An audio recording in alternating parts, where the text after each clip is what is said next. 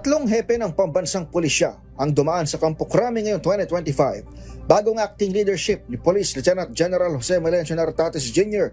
inextend ni Pangulong Bongbong Marcos ng 4 na buwan ang termino ni Police General Romel Francisco Marbil noong Pebrero upang pangasiwaan ng midterm elections ng Mayo. Sinundan si Marbil ng kanyang CIDG Director, ang popular na nooy Major General pa lamang na si Nicolas Torre III. Bukod sa pagtalo ng ranggo kahit may mga mas senior, kauna-unahan si Torre na naging PNP Chief mula sa PNP Academy o labas sa premyadong Philippine Military Academy. Miyembro ng PNPA tagapaglunsad class 1993, naging Quezon City Police Director si Torre bago nag-resign dahil sa isang road rage fiasco taong 2023. Bumawi si Torre at bumalik sa mapa na magsilbing Davao Region Police Director at pangunahan ng pag-aresto kay Kingdom of Jesus Christ founder Pastor Apollo Kibuloy dahil sa umano'y qualified human trafficking. Tuluyang sumipa ang karera ng general ng kalaunan ay naging CIDG Director at isilbi ang arrest warrant ng International Criminal Court laban kay dating Pangulong Rodrigo Duterte. Kaya hindi nakapagtataka, ang rockstar general na nga ang napusuan ni Pangulong Bongbong Marcos para gawing 31st Chief ng PNP kahit may kung tawagin ay PNP Chief in waiting. Pagkapanumpa pa lamang noon ng Hunyo, headline agad ang kanyang marching order. Pilitin ang 3 to 5 minute response time ng kapulisan at gawing metric sa promotion ang paramihan ng huli, lalo gamit ang pinalakas na 911 hotline. We will institutionalize a 3-minute emergency response time in major urban centers, and this had been done already during my term in Quezon City in the 3-minute response time project. Tila nagsilbing poster boy si Torre, hindi lamang ng mga reforma sa PNP, kundi maging ng polisiya ng PBBM administration pagdating sa krimen.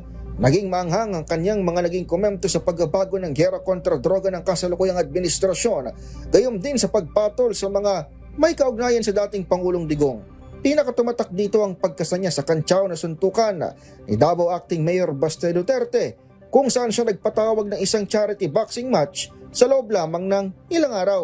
Pero tama-tama dahil marami ang nasalanta ngayon ng bagyo at baha. Maybe we can use this moment or this opportunity for to raise funds in a charity boxing match this coming, para mabilis, this coming Sunday. Dahil sa tila sunod-sunod na technical knockout victory laban sa mga Duterte, binansagan pa ni Marcos Jr. si Torre bilang kampiyon sa kanyang State of the Nation address. Sama na rin natin yung bago nating kampiyon, si PNP Chief Nick Torre.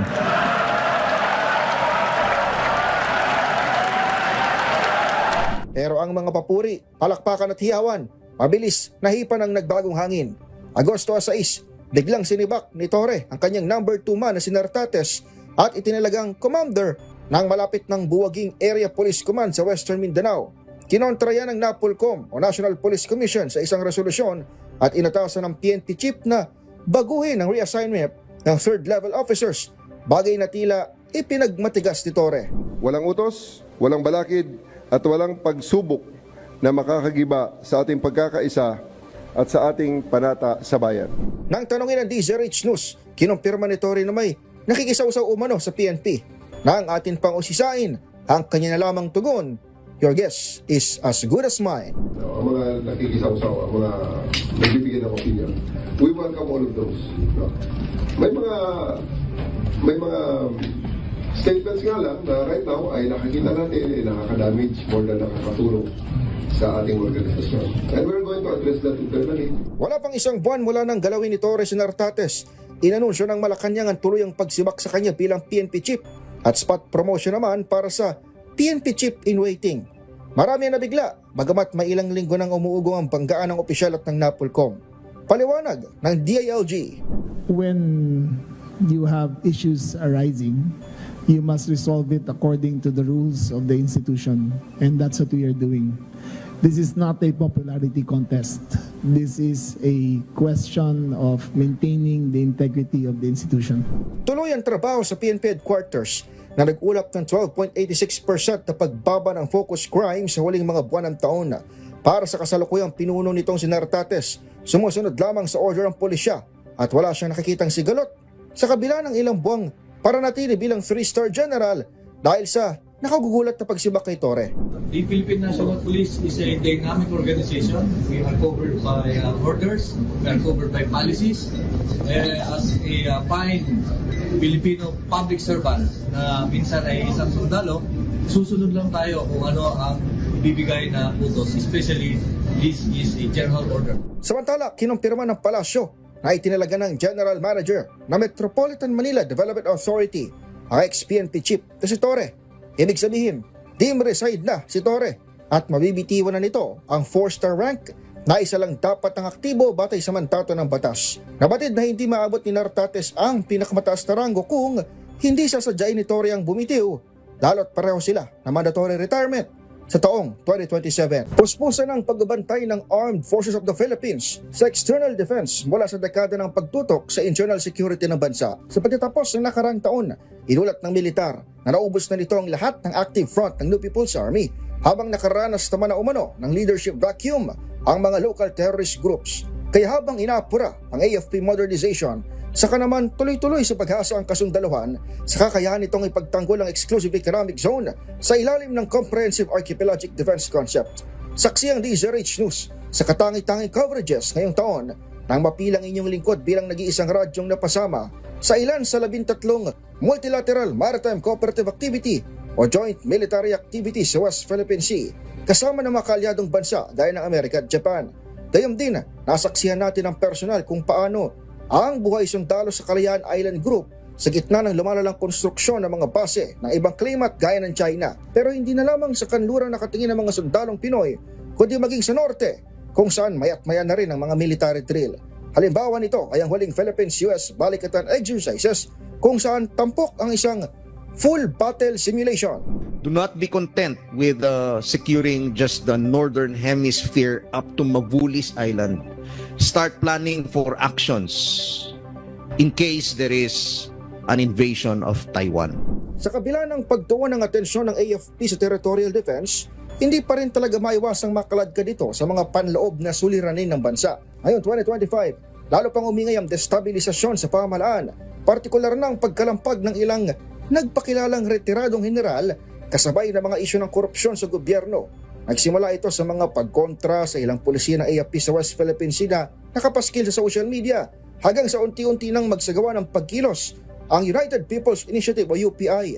Ilan pa nga sa kanila ang ilang beses tagpanumbalik sa tapat ng gate ng Campo Aguinaldo at nakausap pa si General Browner. Pero paglilinaw na AFP chief, hindi totoo ang mga lumalabas na ulat na muntikan ng mapatalsik sa pwesto ang Commander-in-Chief na si Pangulong Bongbong Marcos noong kasagsagan ng malawakang September 21 rallies na sinabayam di umano ng tangkang military junta. Sabi ni Browner sa DZRH, hinarap niya ang UPI pero nanindigan siyang hindi nalalahok ang mga sundalo sa usapin ng politika. Alam niyo po pagka nangyari itong mga any of these three ay hindi po maganda para sa ating bayan dahil maapektuhan yung ating ekonomiya.